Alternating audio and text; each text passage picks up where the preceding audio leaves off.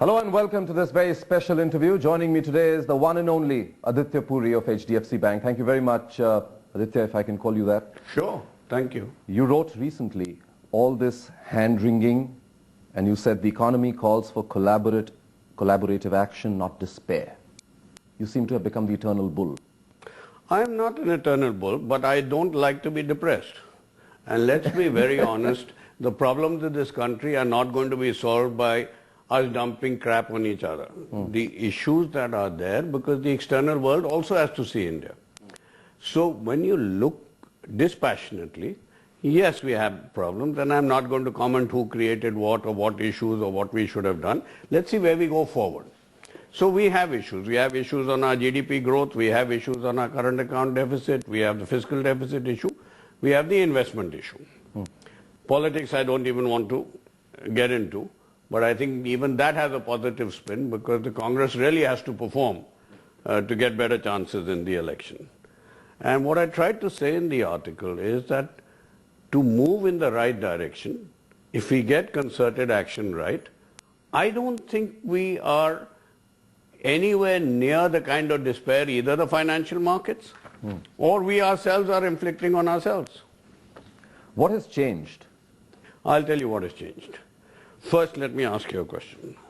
How good do you think the monsoon is? It's been fantastic. Fantastic. So God is on our side, right? He's always been on our side. Itne saal to nikal gaye usse.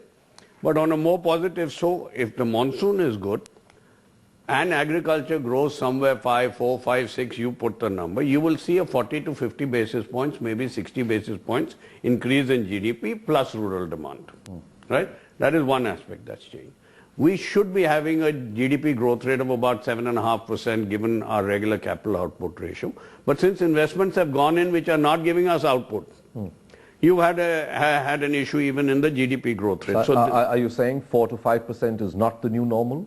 I don't think India so. will Absolutely not. 4 to 5% is definitely not the new normal. If you just take it like this, if our GDP, savings to GDP is say 31, 32%, and if you maintain what the capital output ratio we had before we got into problems with our coal supply and iron ore and forest clearance and road clearance, we should be somewhere in the 7% range with that kind of savings. I think we can come back to that. You believe the worst is over? I definitely don't think 5 is the new normal. I'd say somewhere between 7 and 7.5. It could take 12 to 18 months to reach that. But you know, we tend to go into a depression very fast. So if you look 2 months back, I don't think even you would have been smiling, you know, and not 2 months, 2 weeks back. Oh, mar gaye. Today, I think it's a little more optimistic. Let's hope we get a few more things right. Is it the Raghuram Rajan effect? What did you make of his... No, the it's not manner just, in which he it's came. not... What impressed me was, more than what he did, was about the fact that he came in with a lot of confidence. He spoke on his first day. He had a clear agenda, and that seems to have gone down very well. I think so. That, I know you're a person who looks more at the intent behind what a person is trying to do. Was that the sense you got? And is that what has changed the mood? You know, much as I would like to credit Raghuram Rajan with everything, I think he's only a part of it. No, sure. I'm only asking but you about I give you my bit. Interpretation of what he came from, what you people realize that he is actually set out in his first speech, just based on hearing. I was in London when in his first speech, he set out clearly his agenda for his entire tenure. Also, he has addressed 2 very important parts. That one, the rupee is mispriced. The forwards were too high. So obviously what he's giving a message to the world is that look, money can come in and I'm willing to give a forward at what I think is the right rate. You fellows have gone a bit nutty in terms of market sentiment deciding the forwards. So he's put a cap on the forwards. He's put November 30th where you can expect at least $15 billion, if not $20 billion to come in. And when this comes in, he's also sorted out the liquidity aspect which is necessary for a growing economy without getting too much pressure on the policy rates. Would you like to tell him to ease that whole liquidity squeeze that happened? How badly did it hurt the system? I want to ask you that. See, now, okay, let's put it this way. If you're asking me about that July 15, yes, Rather than hurt the system, I'd like to put it in balance. Balance is, what was the purpose? The purpose was to control the rupee. Didn't happen. Didn't happen because the reason for the rupee required concerted fiscal and monetary action. So doing it on its own, what it resulted was it pushed up the interest rates, upset the yields, and then it was not clear whether you wanted the entire yield curve to move up or you wanted an inverted yield curve. I think a little more liquidity in the system would be good. I think part of it will just come if we bring money in. You're not answering my question. How badly did it hurt the system? And how tight is liquidity right now? Liquidity is tight. I think it hurt the system more in terms of sentiment and shock. But it's not something that cannot be retrieved. It's reasonably easy to retrieve it. So liquidity is very tight. He will do that? Liquidity is very tight. But if we just bring the money in, if we bring $15 billion in, swap it, it comes to rupees, there's more than enough liquidity for everybody. You believe that whole FCNR swap will yield 15 to 20 billion? Is that easily? Yes. Easily? Yes. Could be even more? Could be even more over a period of time. For Christ's sake, if they leverage it, they're getting 16-17% return. You've got to be a nut to have the money and not put it here, because whatever else you may say, India as a sovereign is very stable. We are investment grade. Why, if you can leverage and get the money, why would you not put it in here? So you don't agree with various commentary that comes in that India could risk a downgrade? I don't think so. I think, this commentary, I'm not passing judgment on anybody, but I'd very much like if the commentary was backed with reasoning. Now let's look at India as a sovereign nation. Downgrade can only come if there is a problem in our repaying our debts. If you look at India today, the total debt to GDP is 66%. Large proportion of that is domestic. Foreign debt to GDP is only 22%. Large proportion of that is private debt. Short-term debt, overrated completely, is 5.2% of GDP, out of which a large amount is NRI. And today I can get you a letter of credit at 50 basis points or below. If you're even a strong company, you can even get it below that, which is better than our investment rating, and there's more than enough money available. Our reserves are 279 billion. So where is the question of a default? Where is the question of a down rating? That is why Modi has done it. Yes, if we don't solve the problems, and that's what they've highlighted, that you solve your problems, there are no issues. But to say just now we would be downgraded or there's an issue of default, I think is a bit far-fetched. Do you believe that the worst is over for the rupee? I believe so. But, when a currency is being traded on sentiment rather than fundamentals, it's a very risky proposal to say that. But let me go back to why I believe that. And then if things change, obviously, then my prognosis changes. If you take the current account deficit as of today, I think all of you were pleasantly surprised with the drop. I do believe gold imports will remain down because there's been a fundamental change in the structure for gold imports. Banks can no longer import on consignment. The jewelers cannot import. They will have to, have the funding, to take a position on gold. So I think gold imports will remain down. Exports have gone up. If the economies continue to perform, exports will continue to be up. That's on the side of trade. We will get, before November 30th, between 15 and $20 billion. So anybody going short, etc., better think very hard again. And we will be below $70 billion. More action is yet to be taken. I presume, let me not suggest that I think everything is hunky-dory. More action needs to be taken. But let's not discount whatever action has been taken, which is starting to have. So if that is the case, and if it's below that, and it's going to be below sub 10 billion a month, and there's inflows coming in, and oil demand has been taken off the market, I think it's a reasonable presumption that we should be in this range. And over time, it should come closer to the 60 range. I tend to agree with my old friend, who, when he was a treasurer, was one of the best. That's Alok, with Reliance, and he handles a lot of money, so I tend to be in his camp.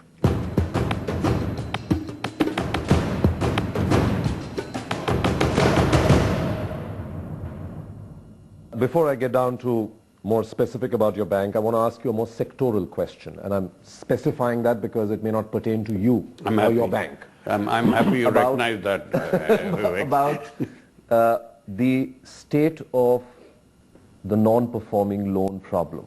And Yes. I'm again, to reiterate, I'm asking you sectorally. I'm not asking you about your I'm bank. happy. How serious is that problem? Now, as a part of IBA, as also Vice Chairman, now let me give you the answer to that. I think it's overdone again. Let's understand two parts.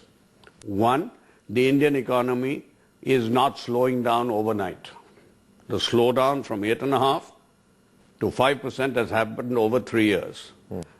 And consequently, why I mentioned that? Consequently, a large amount of the stresses and strains that the banking system had to take relating to the slowdown are already in the numbers. So if you see the regular NPAs, yes, they've gone up. Net NPAs are about 2% for the system. It's 0.2 for us. The issue that is largely creating is the whole restructuring issue. Now, if you look at the restructuring, that restructuring is as much a fault of the banks as it is what we are trying to correct by the government. So if there is a power project that is there that hasn't got raw material supply, is it a bad asset? No. Is it a problem for the banks if he doesn't get his raw material? Yes. If he gets his raw material, you may need some restructuring. But for Christ's sake, you're short of power in this country. So a lot of the restructuring that is there is related to projects that have got stuck either because of environment or have got stuck because of power, the supply issues. So, but are these fundamentally bad assets? I think not. If they're not fundamentally bad assets, to get alarmed by that 6 or 7%. What is the probability? You're a very realistic person, right? What is the probability from whatever you know, or whatever you've heard, or whatever data you've looked at, of the restructured assets going actually bad? I'm not going into the reasoning. You're absolutely right that it's not as if somebody deliberately all the time went and made it bad. But given the current situation, what is your own sense? Because the feeling one gets is that yes, of course your NPA numbers are reported, your listed entities, but the restructured bit, or what is going through restructuring, there's not a day which passes, and I'm sure you pick up the paper every day and you see those Sarfesi ads. There seems to be a fear that a lot of this may not be able to be restructured and may turn bad. What is your sense? I'll tell you. So is there an issue? Is there a problem? I'd have to be naive to suggest that there's no problem. Are all the restructured assets going to turn bad? I think that's wishful. I mean, not wishful. It's not going to be all bad. Not thinking that's rational. Will some of them turn NPLs? I think probably 15, max 20% of them could turn into NPLs. But then you come to the next step. Even after they turn into NPL, will they go bad? I think that figure will be even lower because the moment, so let's take, if we had a Chapter 11 kind of law in this country, if a power project was put up, you write off the equity today and you take some haircut of 10 to 15%, I would be a buyer. If the raw material issue was sorted out, I would be a buyer for all the power projects. So that's why I said some will go into NPA, but the bad will be even less. Does this create a systemic risk for the Indian banking system? I've been having a running this thing with the Reserve Bank, just so that it's in public domain. The capital adequacy requirements for the Indian banks are approximately 0.7 to 1% more than what is specified by Basel III. So when you compare the capital adequacy of Indian banks with an international bank, you must recognize he's going as per Basel III. We have much stricter norms, and I frankly feel we should not. We should have the same as Basel III, especially when everybody is coming, so that you're comparing apples to apples. But on an international basis, our overall banking system would have about 0.75 higher capital adequacy if we went by Basel III. We are well capitalized. There is good profitability. So there is no systemic risk in the Indian banking system. Could some bank have an issue? Yes, maybe his profit would go down or whatever. But is there a risk for the Indian banking system? I think the Reserve Bank has also stress tested, and I don't think it's there. Let me turn now more specifically to your bank, and as you can see, Yeah. I've spoken to several large investors, and you are the darling of investors. I'm yet to find a single market guru who says he doesn't own HDFC Bank. Okay. But 2 or 3 questions, Sure. From their perspective. First up, what have you done so right that your bank's name doesn't crop up when big defaults and these NPL issues come up?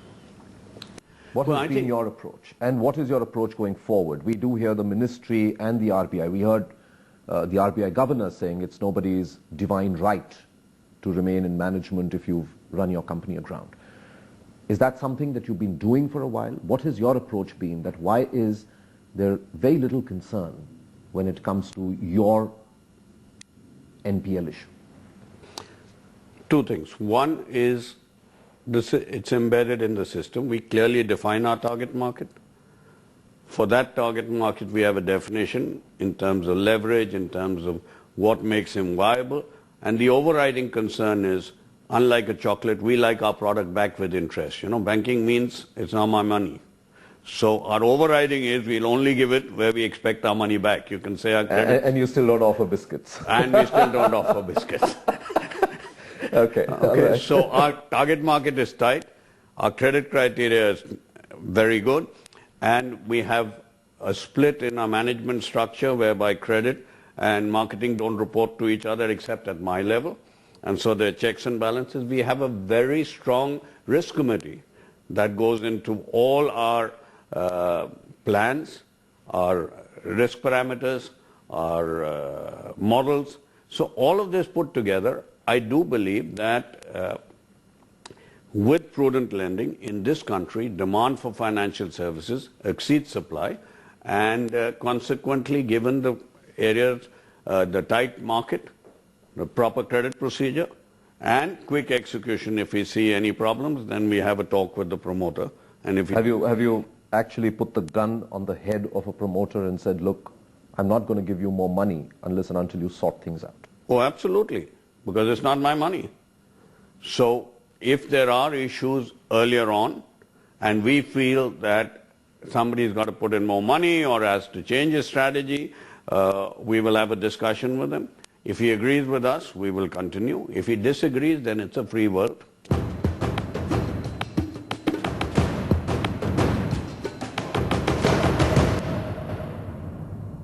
I want to go back to our last interview, which was about 10 months ago, and you told me how you told your senior management, get off your chairs, go into rural India. And that's where the opportunity lies. And I asked you this with a 5-year perspective, Yes. if not more. Yeah. That seems to have worked rather well, because most of the reports that I see on your bank single that out as being one of your successes. Has that worked? It's worked beautifully in multiple ways. It's worked for the bank. It's worked for our positioning in society and being a good citizen. And it's worked for our customers. What we said is, arguably 60 to 70% of India lives in semi-urban and rural India. That is an area that if we have to get Bharat and India to converge, we'll see a lot more affluence.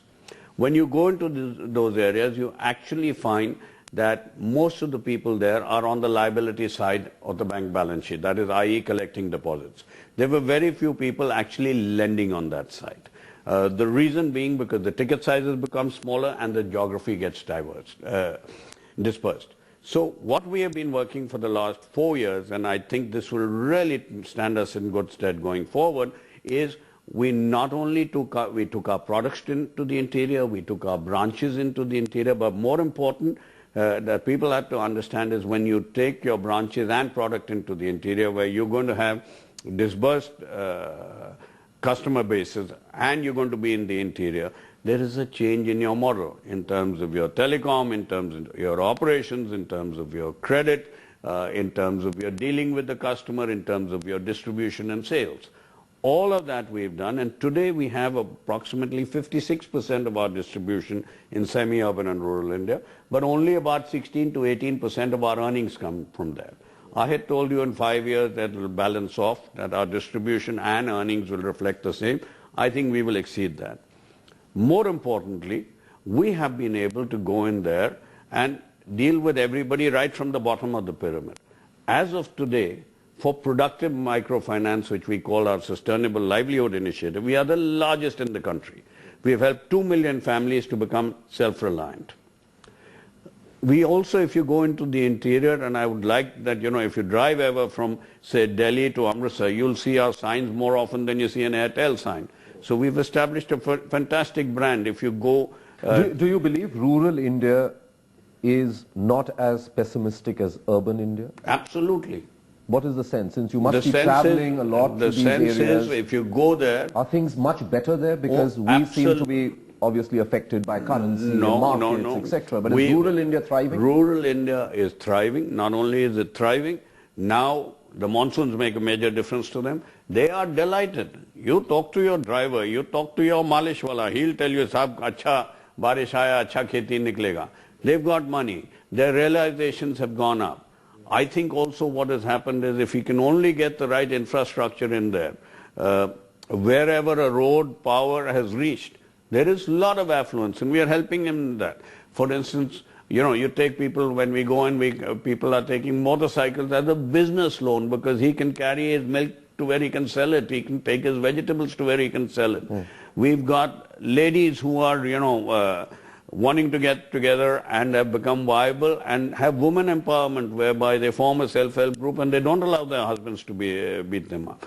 So there the business is growing fast, but you have to see that there is a lot of catching up for those guys to do. And as they catch up, there's going to be an even better opportunity. And we think we are exceedingly well positioned, sitting there with the products, services, tested, vintage, people and brand. So from what I hear you say, you will continue to be the 31% man for many years, given the opportunity. I don't know where you heard that from. Let me put it let me put it the way every investor calls you that. I don't care what I don't care what the investor calls me or he doesn't call me. Let me tell you where I see it. We have never given guidance. I know that. What we say is You've only delivered for many years. Yeah. What we say is the following.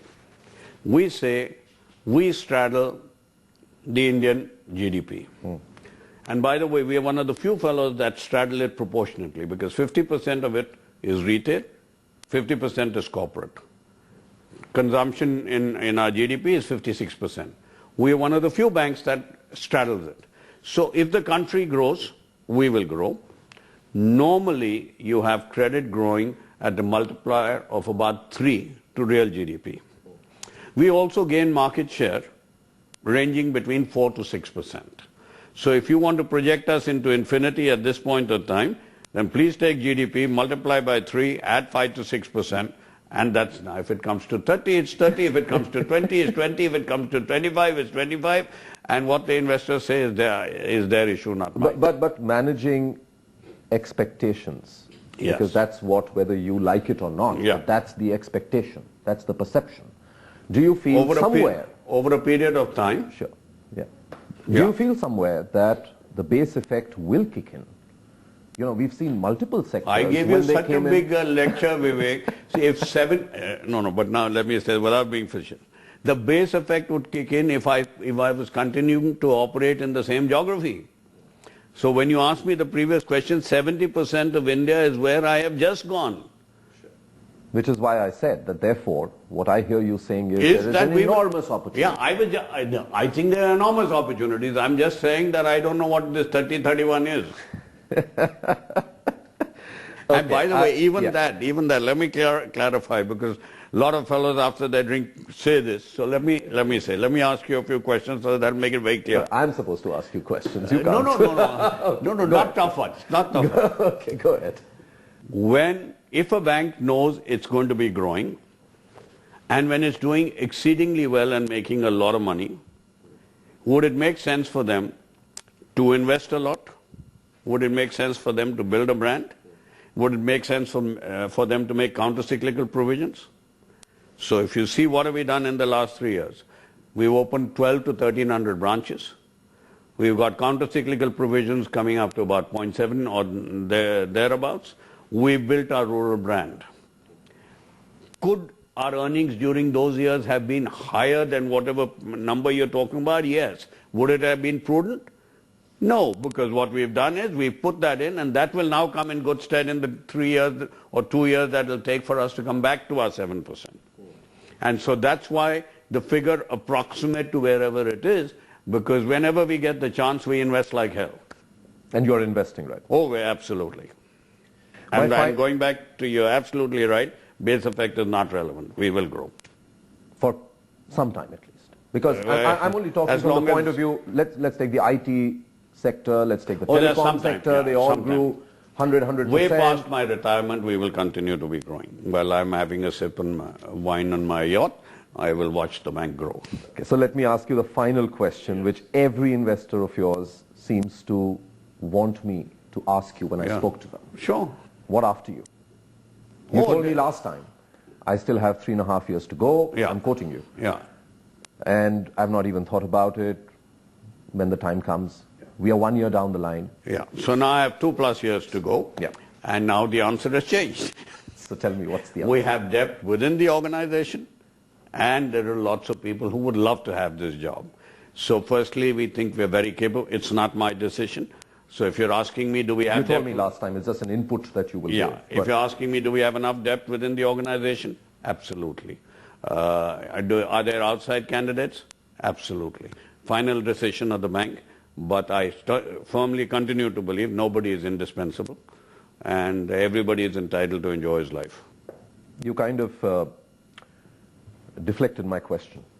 What Okay, after ask you? again. What after you? After me, there'll be a better man than me. Internally? Could be internally, could be externally. I'm not. What would you pitch for?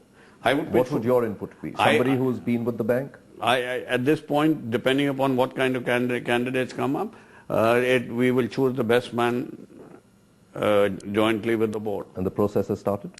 The process, formally, no. But informally, I should think so. It's always a pleasure talking to you, Aditya Puri. Thank you very much. Candid as always.